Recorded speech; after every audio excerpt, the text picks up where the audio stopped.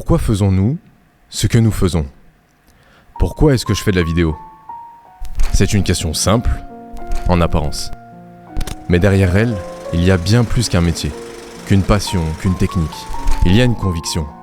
Une conviction que tout dans ce monde repose sur une chose essentielle. Le mouvement. Quand on y pense, c'est vertigineux. On a l'impression d'être immobile, enraciné dans notre quotidien, dans nos habitudes, dans nos certitudes. Et pourtant, ce n'est qu'une illusion. Rien n'est immobile. Absolument rien. Ici, maintenant, pendant que vous écoutez ces mots, votre corps est déjà en train de voyager. Vous tournez sur vous-même, avec la Terre, qui tourne elle-même autour du Soleil. Et ce même Soleil, avec tout ce cortège de planètes, file autour du centre de la galaxie. Alors dites-moi, à quel moment sommes-nous immobiles ? On croit tenir debout, stable, ancré, mais la vérité, c'est que nous sommes toujours en mouvement. Toujours. Et ce mouvement ne dépend pas de nous, il nous dépasse. Il nous traverse, il nous englobe. Galilée a dit en exposant son principe de relativité, le mouvement est comme rien. Mais quand on regarde de plus près, quand on observe l'univers, quand on plonge dans l'infiniment grand et dans l'infiniment petit, on réalise une chose, ce rien n'existe pas. L'immobilité n'existe pas. Il n'y a pas de repos. Et cette idée, aussi simple soit-elle, change absolument tout. Car si le mouvement est la règle qui gouverne l'univers, alors il nous définit aussi, nous, en tant qu'êtres humains. Nous ne sommes pas des statues figées fabriquées par l'homme. Nous sommes faits de particules en vibration, de cellules en perpétuelle mutation, d'émotions qui évoluent, d'une conscience relative et d'une âme, ce cadeau immense de Dieu. Et dans ce mouvement permanent, il y a une beauté, mais aussi une responsabilité. Parce que si tout bouge, si rien n'est jamais figé, alors rien dans nos vies n'est vraiment définitif. Ni nos échecs, ni nos réussites, ni nos peurs, ni nos rêves. Le mouvement, c'est la preuve que nous ne sommes jamais enfermés, que tout peut se transformer, et qu'absolument tout peut changer. Et c'est peut-être ça, au fond, qui m'a poussé vers la vidéo. Parce que la vidéo est par essence l'art du mouvement. Chaque image est une fraction de seconde, figée, mais c'est la succession de ces images, leur enchaînement, leur rythme, qui crée une histoire, une émotion, une vibration. C'est le mouvement qui donne vie à l'image. Alors pourquoi je fais de la vidéo ? Parce que c'est ma manière de capter ce mouvement, de le traduire, de le transmettre, et peut-être de rappeler à ma façon cette vérité universelle. Rien n'est immobile, et tant qu'il y a du mouvement, il y a de la vie.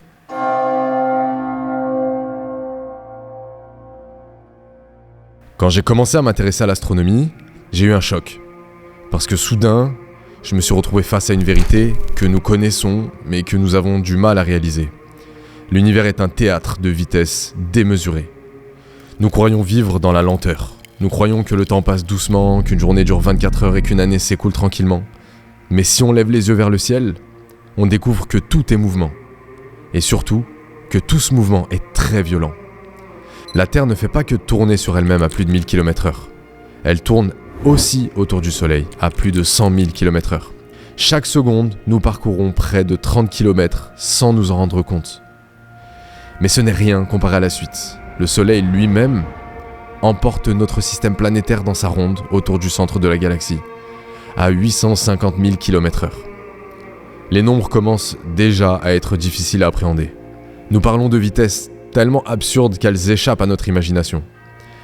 Pourtant, nous sommes tous embarqués dans cette danse, sans frein, sans pause, sans retour en arrière possible. Alors, à quel moment sommes-nous immobiles ? Jamais. Et c'est ça qui est vertigineux, parce qu'à cette échelle, notre perception s'effondre. Newton l'avait déjà compris. Ce n'est pas la stabilité qui définit l'univers, mais l'action, la réaction, la force qui pousse les choses à changer d'état. La légende raconte qu'une pomme lui serait tombée sur la tête et qu'il aurait ainsi compris que tout était attiré par la Terre, par une force qu'on connaît tous aujourd'hui, la gravité. Selon lui, la gravité agit comme une corde invisible qui attire de façon instantanée tous les objets massifs. Ce qu'il faut retenir, c'est que plus les objets sont lourds, plus ils s'attirent. Plus ils sont proches, plus l'attraction est forte. Et plus ils sont éloignés, plus l'attraction diminue. Stop, faisons une pause. À partir de maintenant, je voudrais que vous preniez conscience d'une chose très importante. On n'atteindra plus jamais le niveau des penseurs et des scientifiques d'autrefois, de ceux qui ont tout découvert et inventé sans Internet, sans électricité, sans ordinateur pour faire les calculs à leur place, sans équipement de pointe, mais uniquement à coup d'expérience de pensée, en s'instruisant dans les livres, à travers les expériences et l'observation, et en imaginant leurs propres outils et parfois en les fabriquant eux-mêmes de leurs propres mains. Reprenons. Einstein, lui, est allé un peu plus loin. Avec E égale mc2, il a révélé que l'énergie et la matière ne sont que deux facettes d'une même réalité. Ce que nous croyons solide, figé, stable, n'est en vérité qu'une forme d'énergie en mouvement. Il a aussi déclaré que la vitesse de la lumière était la vitesse ultime, celle que rien ne peut dépasser. Mais rien ne peut la dépasser. Alors, la gravité non plus ? Spoiler, la gravité va aussi à la vitesse de la lumière. Newton disait que la gravité agissait instantanément. Il s'est trompé. Einstein, lui, a vu les choses autrement. Après avoir découvert que l'énergie et la masse sont liées, il a découvert que l'espace et le temps ne font qu'un. Essayez d'imaginer une toile avec 4 dimensions, 3 d'espace et 1 de temps. En 1915, il a révélé la plus grande découverte scientifique de tous les temps, la théorie de la relativité générale. La gravité, la vraie, c'est la déformation de l'espace-temps par la masse. Un astre comme le Soleil est si massif qu'il courbe le tissu de l'univers. Les lignes droites deviennent courbes, et la Terre, qui tourne autour du Soleil, va en réalité tout droit, dans un espace courbé autour du Soleil. Bon, évitons de nous perdre. Je voudrais juste vous donner une dernière information sur les théories d'Einstein.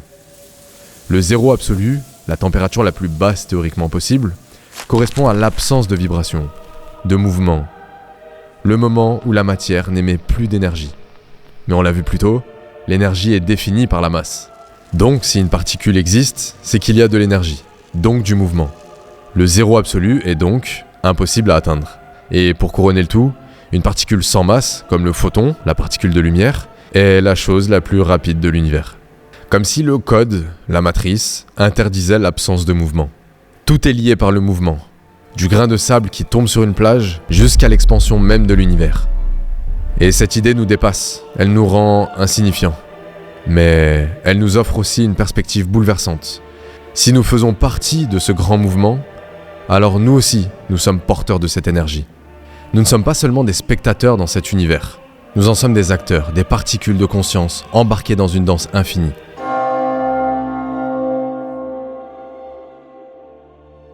Le mouvement, je ne l'ai pas seulement vécu dans mon corps, je l'ai toujours ressenti, même dans mon esprit.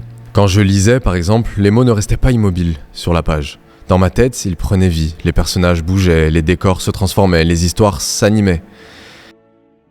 Mais ce mouvement, je l'ai aussi cherché à travers le réel, par le sport d'abord. La gymnastique, qui m'a appris la précision et la rigueur, chaque geste devait être millimétré, sinon tout s'écroulait. Le foot, qui m'a enseigné la vitesse et la coordination, mais surtout l'importance du collectif. Et puis bien évidemment, la danse, qui a ouvert une autre dimension. Là, le mouvement n'était plus seulement un effort physique ou une performance sportive. C'était devenu un langage, un moyen de raconter une histoire, de transmettre une émotion sans utiliser un seul mot. Dans toutes ces disciplines, j'ai retrouvé la même vérité. Le mouvement est la clé. Il ne suffit pas de bouger pour exister. Il faut avancer, progresser, se transformer. Parce que si tu restes figé, tu tombes. Et si tu t'arrêtes, tu régresses. Mais le mouvement ne concerne pas que le corps. Il existe aussi à l'intérieur. Dans l'esprit, dans le cœur, dans la foi. Être musulman, pour moi, ce n'est pas seulement croire, c'est vivre en rythme. Les prières, 5 fois par jour, viennent comme des points de repère dans le tumulte du quotidien. Des pauses, oui, mais jamais une immobilité. Elles sont un souffle, une respiration. Elles me rappellent que le mouvement extérieur doit toujours s'accorder avec le mouvement intérieur. Qu'il y a une harmonie à trouver entre ce que je fais et ce que je suis. Et cette harmonie, elle m'aide à rester aligné, à garder un cap. Même quand tout autour de moi change à une vitesse vertigineuse, alors oui, j'ai grandi dans le sport, dans l'art, dans la foi, 3 mondes différents qui m'ont appris une seule et même chose. Le mouvement, c'est la vie. C'est lui qui nous permet d'apprendre, d'échouer, de nous relever. C'est lui qui transforme nos efforts en accomplissements, nos doutes en force, nos gestes en histoire. Et quand est venu le moment de partager ce que j'avais en moi, de trouver une forme d'expression qui puisse transmettre cette énergie, ce rythme, cette vibration, j'ai choisi la vidéo. Pas la photo, parce que la photo fige. Elle capture un instant, mais le laisse immobile, isolé, hors du temps. Je ne voulais pas figer, je voulais montrer le mouvement. Je voulais le ressentir, le transmettre, le prolonger. Un moyen de dire au monde, regardez, rien n'est figé. Tout est mouvement, tout est vie.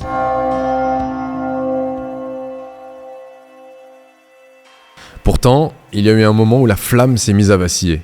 Ce moment où l'envie, la passion, cette énergie qui me poussait à avancer, parfois elle s'essoufflait. Ça arrive quand la routine commence à s'installer, quand les projets se sont enchaînés, mais que je ne ressentais plus la même intensité qu'au début. Quand j'ai voulu explorer de nouvelles choses, mais que je me suis un peu perdu, un peu dissipé, un peu dispersé, au point de perdre de vue ce qui m'animait vraiment. La vérité, c'est que je suis quelqu'un de profondément curieux. J'ai besoin d'apprendre, d'explorer, de tester, et c'est une force parce que cette curiosité m'ouvre toujours à de nouveaux horizons, mais c'est aussi une faiblesse, parce qu'une fois que j'ai compris quelque chose, une fois que j'ai atteint un objectif, je me lasse vite. Comme si le défi s'était évaporé, comme si le mouvement s'était ralenti. Et là, il faut recommencer, se fixer un nouveau cap, se mettre en danger. Et ça, c'est difficile. Parce que repartir de zéro demande du courage. Parce que reconstruire après avoir atteint son objectif, c'est accepter de perdre pour mieux retrouver. Et je crois que beaucoup se reconnaîtront dans cette sensation. Ce moment où l'on avance encore, mais sans le même feu qu'au départ, où la passion se fatigue, où la curiosité, qui était une force, devient presque un poids, car elle nous pousse toujours ailleurs. Sans nous laisser savourer le présent, alors les questions arrivent. Des questions simples. Est-ce que je suis encore à ma place ? Est-ce que ce que je fais a toujours autant de valeur ? Est-ce que je peux retrouver cette énergie, cette passion qui m'a mis en mouvement ? Ce doute-là, je crois que chacun l'a vécu au moins une fois. Que l'on soit artiste, entrepreneur, sportif, ou simplement dans sa vie de tous les jours.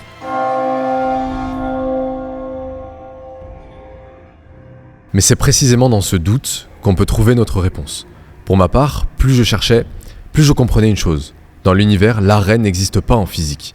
Un état où les particules cessent de vibrer. Un état de mort totale. Mais personne ne l'a jamais atteint. Einstein disait « L'énergie ne peut être ni créée ni détruite, elle ne peut qu'être transformée. Un objet reste en mouvement tant qu'aucune force ne l'arrête. » En réalité, rien ne peut arrêter l'univers à part son créateur. Même la mort des étoiles est une métamorphose. Lorsqu'elles explosent, elles sèment dans le cosmos les éléments qui formeront plus tard de nouvelles planètes, de nouvelles étoiles, de nouvelles vies. Les grands explorateurs l'ont compris à leur manière. Christophe Colomb, Magellan, Neil Armstrong, tous savaient que chaque pas en avant ouvrait un nouveau monde, un nouvel horizon. Les grands stratèges aussi, César, Napoléon, chacun à sa façon a incarné cette idée qu'il n'y a jamais de fin, seulement des conquêtes à poursuivre. Et même dans la fiction, on retrouve cette vérité. Ulysse dans l'Odyssée n'arrête jamais son voyage. Frodon, dans Le Seigneur des Anneaux, n'arrête jamais de marcher vers le Mordor. Et Luffy au chapeau de paille cherche encore le One Piece aujourd'hui. Parce que s'arrêter, c'est renoncer. Alors j'ai compris que moi aussi, je ne pouvais pas m'arrêter. Même quand la passion s'essouffle, même quand l'envie se disperse, même quand la curiosité devient un fardeau, je vibre encore. Je suis encore en mouvement. Et ce mouvement, je peux choisir de le transformer. C'est là que la vidéo a pris tout un sens pour moi. Parce que la vidéo, c'est pas une simple accumulation d'images. C'est une traduction du mouvement. Chaque plan est une onde. Chaque montage est une énergie qui circule. La photo fige. La vidéo, elle, rappelle que rien n'est immobile. Elle est le miroir de l'univers. Un univers où la transformation est la règle, où l'immobilité est une illusion, où la fin n'est jamais une fin, mais toujours un recommencement. Alors oui, j'ai douté, mais ce doute m'a ramené à une vérité essentielle. Tant qu'il y a du mouvement, il y a de la vie. Et tant qu'il y a la vie, il y a une histoire à raconter. La vidéo est devenue ma façon de raconter cette histoire. De montrer que nous sommes tous des particules en vibration. Des êtres minuscules dans l'immensité du cosmos, mais capables de créer des ondes qui, comme la lumière des étoiles, continueront à voyager longtemps après nous.